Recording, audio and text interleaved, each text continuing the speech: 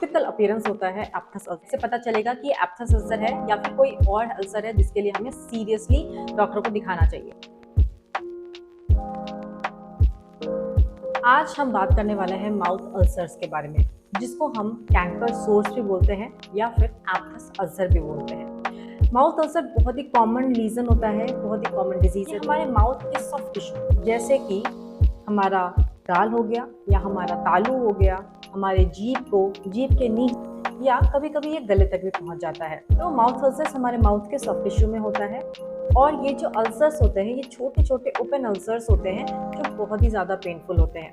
इनका जो अपीयरेंस होता है वो कैसा होता है, छोटे छोटे येलोइश और ग्रेइश कलर के अल्सर्स होंगे राउंड शेप में और उसके अराउंड होगा एक रेड हैलो, मतलब रेड कलर के लाइनिंग से ये सराउंडेड होता है। ये एक टिपिकल अपीयरेंस होता है एप्थस अल्सर का या फिर कैंकर सोर्स का। इस वीडियो में हम बात करने वाले हैं कैंकर अल्सर्स क्यों होते हैं, इसके रीजंस क्या क्या होते हैं, कैसे हम इसको डायग्नोज कर सकते हैं, कैसे पता चलेगा कि एप्थस अल्सर है या फिर कोई और अल्सर है जिसके लिए हमें सीरियसली डॉक्टर को दिखाना चाहिए। एंड इसके बाद मैं बहुत सारे टिप देने वाली हूँ जिससे कि आप अपने अल्सर को जल्दी से जल्दी ठीक कर सकते हैं। तो जल्दी से सब्सक्राइब बटन दबाइए, लाइक बटन दबाइए और कमेंट कीजिए अगर आपको कभी भी अल्सर हुआ है आपके माउथ में या नहीं। एंड मेरे टिप को फॉलो कीजिए एंड उसके बाद फिर कमेंट कीजिए कि आपका अल्सर कितनी जल्दी ठीक हुआ। जो कैंकर सोर्स होते हैं या फिर जो एप्थस अल्सर्स होते हैं उसको हम 3 कैटेगरी में डिवाइड करते हैं। ये 3 तरह के होते हैं। तो पहला जो होता है, जो सबसे कॉमन होता है, एप्थस अल्सर माइनर। जो माइनर सोर्स होते हैं वो बहुत ही छोटे छोटे सोर्स होते हैं। इनका जो साइज होता है वो 3 मिलीमीटर से 10 मिलीमीटर तक होता है। अपने आप 10 से 15 दिन के अंदर आपको हील हो जाएंगे। आपको सिर्फ सिम्टोमेटिक ट्रीटमेंट लेना है, इसमें ज़्यादा आपको ट्रीटमेंट लेना नहीं है। और जब ये हील होंगे या फिर जब ये ठीक होते हैं तो कोई निशान नहीं छोड़ते, मतलब ये विदाउट स्कारिंग हील हो जाते हैं। दूसरा टाइप होता है मेजर सोर्स। ये थोड़ा साइज में बड़ा होता है, डीपर होता है, मतलब ज़्यादा गहरा होता है माइनर के कंपैरिजन में। इसका साइज अराउंड 10 मिलीमीटर से ज़्यादा होगा, मतलब माइनर से थोड़ा बड़ा साइज का होगा ये, और इसकी जो हीलिंग होगी थोड़ा ज़्यादा टाइम लगाता है। जैसे मैंने कहा कि एप्थस अल्सर का जो बॉर्डर होता है वो राउंड होता है, तो एप्थस अल्सर मेजर जो दूसरे टाइप का अल्सर होता है इसका जो बॉर्डर होगा वो या तो राउंड होगा या कभी कभी इर्रेगुलर भी हो सकता है। तीसरा फॉर्म होता है हर्पेटिक फॉर्म अल्सर्स। ये जो अल्सर्स होते हैं ये बहुत ही छोटे छोटे माइनर अल्सर्स होंगे और इनका जो नंबर्स होता है ये मल्टीपल अल्सर्स होते हैं एक जगह पे। कई बार 100 से भी ज़्यादा अल्सर एक जगह पे होते हैं और उसके बाद ये सारे अल्सर्स एक बन करके एक बड़ा सा अल्सर बना देते हैं। एंड ये भी अपने आप हील हो जाएंगे और इसमें भी आपको कोई निशान नज़र नहीं आएगा। ये जब हील होंगे तो आपका जो स्किन होगा पूरी तरह से नॉर्मल हो जाता है। अब बात करते हैं कॉजेस, क्या क्या रीजन हो सकता है जिसकी वजह से एप्थस अल्सर आपको हो सकता है। कुछ लोगों में कभी कभी होता है, कुछ लोगों में कई बार ये हो जाता है, मतलब मल्टीपल टाइम्स होता है। सबसे पहला रीजन होता है ट्रॉमा। किसी भी तरीके का ट्रॉमा अगर आपके माउथ में हुआ है, चाहे वो आप बहुत ही विग्रस ब्रशिंग कर रहे हैं जिसकी वजह से आपके माउथ में ट्रॉमा हुआ है, तो एक अल्सर डेवलप हो सकता है। दूसरा हो सकता है आपने कोई डेंटल ट्रीटमेंट लिया है जिसमें ट्रीटमेंट के वक्त आपके माउथ में कोई चोट लगी है, उसके बाद भी अल्सर हो सकता है। एक्सीडेंटली आपने अपने चीक को बाइट कर लिया, इसकी वजह से भी अल्सर हो सकता है। इमोशनल स्ट्रेस, अगर आप किसी स्ट्रेस में हैं, आप स्ट्रेसफुल कंडीशन में हैं, तो आपको अल्सर जो होगा वो बार बार होगा और मल्टीपल टाइम्स अल्सर होंगे आपके माउथ में। अब अपने स्ट्रेस लेवल को कम करेंगे तो आप देखेंगे कि आपके अल्सर की हीलिंग में फायदा हुआ है। या फिर एलर्जी, आपको किसी चीज़ से एलर्जी है जिसकी वजह से आपको अल्सर्स हो रहे हैं। टूथपेस्ट में एक सब्सटेंस होता है जिसको हम बोलते हैं सोडियम लॉरेल सल्फेट, इसको हम शॉर्ट फॉर्म में बोलते हैं SLS। इसका काम क्या होता है, ये एक्चुअली डिटर्जेंट होता है एक तरह का जो डेली प्रोडक्ट में मिलाया जाता है और ये क्या करता है, ये डिटर्जेंट वाला इफेक्ट देता है। तो जितना ज़्यादा सोडियम लॉरेल सल्फेट का अमाउंट होगा हमारे टूथपेस्ट में, उतना ज़्यादा फोमी टूथपेस्ट होगा हमारा। बैक्टीरियल इन्फेक्शन होता है जिसकी वजह से भी अल्सर्स हो जाते हैं। अगर आपको स्मोकिंग की हैबिट है उस केस में भी अल्सर्स डेवलप होते हैं। कुछ न्यूट्रिशनल डिफिशियंसी ऐसी होती हैं जैसे कि आपके बॉडी में प्रोबायोटिक की कमी हो जाती है या फिर आपके बॉडी में विटामिन बीज, जितने भी बी विटामिन होते हैं, विटामिन B12 हो गया, विटामिन B कॉम्प्लेक्स हो गया, उसकी कमी अगर होती है उस केस में भी आपको अल्सर्स डेवलप हो जाते हैं।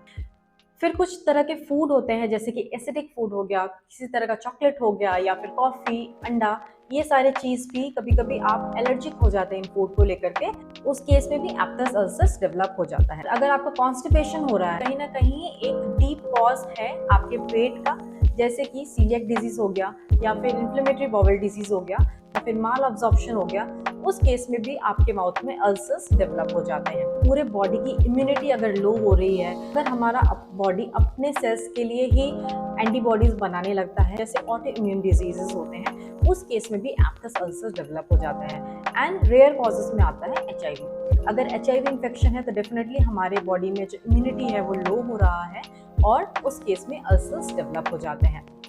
अभी मैंने आपको इतनी सारी चीज़ें लिस्ट की कि किस कारण से अल्सर्स हो जाते हैं, तो आपने देखा होगा कितना वाइड रेंज है इसके रीजंस का। ये किसी भी कारण से होता है और इसलिए बहुत कॉमन अल्सर है ये हमारे बॉडी में, क्योंकि जब ये अल्सर होता है तो बहुत ही पेनफुल होता है। आपको खाने में दिक्कत होता है, आपको निगलने में दिक्कत होता है, बहुत ही पेनफुल फेज होता है वो पेशेंट के लिए। तो इसका डायग्नोसिस कैसे करते हैं डॉक्टर्स? इसका जो अपीयरेंस होता है वो बहुत ही टिपिकल होता है, जैसे मैंने कहा ग्रेश येलो कलर का होगा एंड रेड हैलो से सराउंडेड होता है। तो इसको हम देख के जनरली बता देते हैं कि ये एप्थस अल्सर है। पर ये हो क्यों रहा है, इसके लिए प्रॉपर हिस्ट्री हमें पेशेंट की लेनी होती है। कोई इसके बाद हम उसके कारण तक पहुंचते हैं एंड उसके बाद फिर हम उसके ट्रीटमेंट में जाते। तो जैसे मैंने कहा कि ये बहुत ही पेनफुल है, तो हमारा जो मेन एम होता है इसको ट्रीट करने का, कैंकर सोर का या फिर एप्थस अल्सर को, वो ये होता है कि पेशेंट का जो पेन है वो कम हो सके, आपका पेन कम हो सके और आप खाना इजीली खा सकें। एंड उसके साथ साथ जो अंडरलाइंग रीजन है उसके ऊपर हम लोग वर्क करते हैं, क्योंकि कई बार ये आम सा दिखने वाला जो अल्सर आपके माउथ में होता है ये बहुत ही सीरियस हेल्थ कंडीशन के बारे में भी आपको इंडिकेट कर रहा होता है। इसीलिए अगर बार बार आपको एप्थस अल्सर हो रहा है तो आप अपने डॉक्टर को विजिट करना चाहिए एंड प्रॉपर अपना ट्रीटमेंट लेना चाहिए आपको। जैसे कि मैंने कहा कि आपका अल्सर अपने आप 10 से 15 दिन में ठीक हो जाता है अगर माइनर टाइप का है, और अगर मेजर टाइप का है तो उसको कुछ मंथ लग सकता है, तो 1 महीने के अंदर ये ठीक हो जाता है। बट अभी मैं आपको कुछ टिप देने वाली हूँ जिसमें आप ये जो प्रोसेस है इसको स्पीड अप कर सकते हैं और जल्दी से जल्दी अपने अल्सर को ठीक कर सकते हैं। तो सबसे पहला जो टिप है, टिप नंबर 1, बहुत ही इजी है और सब कर सकते हैं अपने घर बैठकर ही, और इसमें जो सामान यूज होने वाला है वो हर घर में मिलता है। तो आपको करना क्या है, 1 गिलास गर्म पानी लेना है, उसमें 1 चम्मच नमक मिलाना है और उसको मिक्स करके एक सलाइन वाटर बनाना है। ल्यूकवार्म वाटर से अपने माउथ में 10 से 15 सेकंड के लिए कुल्ला कीजिए। दिन भर में 2 या 3 बार इस सलाइन वाटर से कुल्ला कीजिए एंड 10 से 15 सेकंड आपको आपके मुंह में ये वाटर रखना है हर बार। इससे आप इमीडिएटली रिलीफ देखेंगे, क्योंकि ये जो सॉल्ट वाटर होता है ये आपके सिम्टम्स को तो कम करता ही है, साथ में ये जो अल्सर्स होते हैं उसको ड्राई अप करने में हेल्प करता है। मतलब जल्दी ही आपका जो अल्सर है वो ड्राई हो जाएगा। Tip number 2 is avoid hot foods. अगर आपको अल्सर हुआ है, आपके माउथ में अल्सर है, आपको खाने में दिक्कत हो रहा है, तो डेफिनेटली आपको उस फेज में गरम फूड या फिर स्पाइसी फूड अवॉइड करना है। इसके साथ साइट्रस फ्रूट्स जितने होते हैं, जो खट्टे फल होते हैं, वो हमें नहीं खाना है, या फिर जिस खाने का टेक्सचर बहुत कोर्स होता है जैसे कि पोटैटो चिप्स हो गया या फिर टोस्ट हो गया, इस तरह के जो हार्ड चीज़ें होती हैं इसको खाना हमें अवॉइड करना है। हमें सॉफ्ट खाना खाना है, क्योंकि हमारा जो मेन पर्पस होना चाहिए वो ये होना चाहिए कि हम अपने माउथ में हीलिंग का टाइम दें और हीलिंग को प्रमोट करने वाले खाना को खाएं, ना कि वो खाना जो कि हमें बार बार चोट पहुंचाए और हमारे अल्सर्स को एग्रीवेट करे, मतलब उसको हील होने ना दे। टिप नंबर 3 जो कि मैंने पहले बताया था, सोडियम लॉरेल सल्फेट। अगर आपको याद है वीडियो के शुरू में, सोडियम लॉरेल सल्फेट हमारे टूथपेस्ट में होता है, हमें वो टूथपेस्ट यूज करना है जिसमें सोडियम लॉरेल सल्फेट नहीं है। एंड इसके साथ साथ हमें हमेशा सॉफ्ट ब्रिसल वाले ब्रश यूज करना है, क्योंकि अगेन हम अपने अल्सर को हील होने के लिए टाइम देना चाह रहे हैं, हम उसको एग्रीवेट नहीं करेंगे कुछ भी ऐसी चीज करके जिससे कि हमारे अल्सर में बार बार चोट लगे। फिर कुछ तरह के माउथ जेल्स आते हैं या फिर स्टेरॉइड लोजेंजेस आते हैं जो कि एक टैबलेट के फॉर्म में होगा। आप उसको अपने मुंह में घुमा करके अपने मुंह में उस मेडिसिनल इफेक्ट को ले सकते हैं, या फिर जेल्स के फॉर्म में होते हैं ये, जिसमें लोकल एनेस्थीसिया होता है, मतलब उसको अगर आप लगाएंगे तो आप आराम से खाना खा सकते हैं। मैं भी आपको नाम बताने वाली हूँ, आप नोट कर सकते हैं और उसको फार्मासिस्ट से जाके ले सकते हैं, जैसे ओरासोल जेल। ये अगर आप अपने अल्सर्स के ऊपर लगाते हैं खाना खाने से 10 मिनट पहले, तो ये आपके एरिया को नम कर देता है और आप इजीली अपना खाना खा सकते हैं। नेक्स्ट टिप है एंटीबैक्टीरियल माउथ वॉश, जैसे कि क्लोरहेक्सिडिन माउथ वॉश। ये जो माउथ वॉशेस होते हैं ये एंटीबैक्टीरियल होता है, तो किसी तरह का अगर आपके माउथ में इन्फेक्शन है तो उसको ये कम करता है। यहाँ पे स्ट्रॉन्ग टिप ये है कि जो क्लोरहेक्सिडिन माउथ वॉश होता है उसको यूज करने के बाद हो सकता है कि आपका जो टेस्ट होता है वो मेटालिक टेस्ट हो जाए, मतलब आपको खाने का टेस्ट थोड़ा सा कड़वा लगे। जो क्लोरहेक्सिडिन का पैकेट आता है उसमें एक मेजरिंग कप होता होगा, उस मेजरिंग कप का हाफ आपको क्लोरोहेक्सिडिन लेना है और हाफ वाटर मिलाना है। अगर आप इस तरह से मिक्स करके यूज करते हैं तो आपका जो टेस्ट बड होता है वो अफेक्ट नहीं होता है, आपको मेटेलिक टेस्ट नहीं होता है। अगर आपका अल्सर हील नहीं हो रहा या फिर बार बार आपको अल्सर हो रहे हैं तो डेफिनेटली आपको अपने डेंटिस्ट या डॉक्टर के पास जाना है। डॉक्टर आपको पेन रिलीफ करने वाले मेडिकेशंस तो देंगे ही, साथ के साथ आपका जो टेस्ट होगा उसके बाद अगर कुछ ऐसा रिजल्ट आता है जिसमें आपके बॉडी में न्यूट्रिशनल डिफिशिएंसी हो रही है तो न्यूट्रिशनल सप्लीमेंट आपको लेना ज़रूरी है, चाहे वो आयरन डिफिशिएंसी एनीमिया के लिए आयरन सप्लीमेंट हो या फिर विटामिन बी की कमी की वजह से विटामिन बी का सप्लीमेंट हो, या फिर कभी कभी जिंक सप्लीमेंट भी आपको दिया जाता है। अगर आप अपने खाने में प्रोबायोटिक्स यूज करते हैं वो भी आपको बहुत हेल्प करता है हीलिंग में।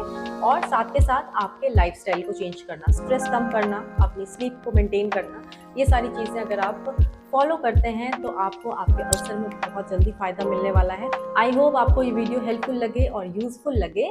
अगर यूजफुल लगे तो प्लीज़ अपने फ्रेंड्स एंड फैमिली में शेयर कीजिए एंड कमेंट कीजिए कि आपको और किस टॉपिक पे वीडियो चाहिए।